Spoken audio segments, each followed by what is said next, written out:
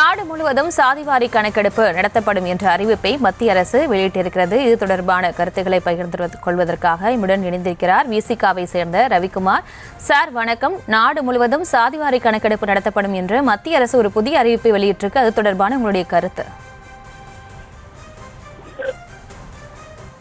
கணக்கெடுப்பை சாதி அடிப்படையிலான கணக்கெடுப்பாக மேற்கொள்ள வேண்டும்.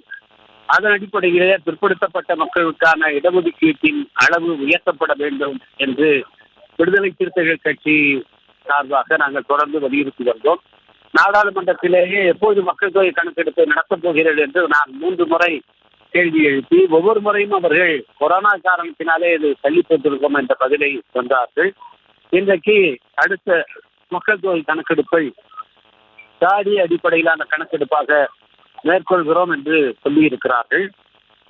அடுத்த மக்கள் தொகை கணக்கெடுப்பு என்பது எப்பொழுது நடத்தப்பட போகிறது என்பதுதான் இப்பொழுது எழுந்துள்ள கேள்வியாகும். ஏனென்றால் 2021ஆம் ஆண்டு மேற்கொள்ளப்பட வேண்டிய மக்கள் தொகை கணக்கெடுப்பு மேற்கொள்ளப்படாததால் அடுத்தது 2031 தான் அது மேற்கொள்ளப்படுமா அல்லது தள்ளி போடப்பட்ட அந்த கணக்கெடுப்பு உடனடியாகவே மேற்கொள்ளப்படுமா என்பதை ஒன்றிய அரசு தெளிவுபடுத்தவில்லை. இது 2031 தான் அடுத்த மக்கள் தொகை கணக்கெடுப்பு மேற்கொள்ளப்படும் என்று சொன்னால் அதற்கிடையிலே 6 ஆண்டுகளுக்கு முன்பு ஏன் இந்த அறிவிப்பை இப்பொழுது வெளியிட வேண்டும் என்ற கேள்வி எழுகிறது.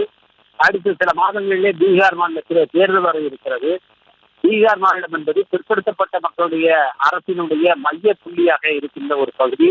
அங்கே பீகாரில் இருக்கின்ற நிதிஷ்குமார் அரசு ஏற்கனவே சாதிவாரி கணக்கெடுப்பை மேற்கொண்டு அது மக்கள் தொகை கணக்கெடுப்பு அல்ல, இது வெறும் சர்வே தான் என்று சொல்லி அது உயர்நீதிமன்றம் ஏற்றுக்கொள்ளவில்லை. இந்நிலையிலே அங்கே மக்கள் தொகை கணக்கெடுப்பை சாதி அடிப்படையில் மேற்கொள்ள வேண்டும் என்பது ஒரு அரசியல் பிரச்சனையாக, தேர்தலே மையமான பிரச்சனையாக அங்கே இருந்து கொண்டிருக்கிறது.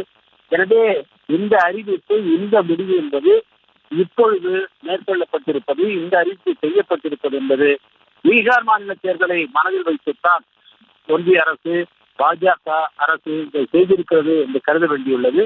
எந்த அடிப்படையில், எந்த நோக்கத்தில் செய்யப்பட்டிருந்தாலும் இந்த அறிவிப்பை வரவேற்கின்றோம்.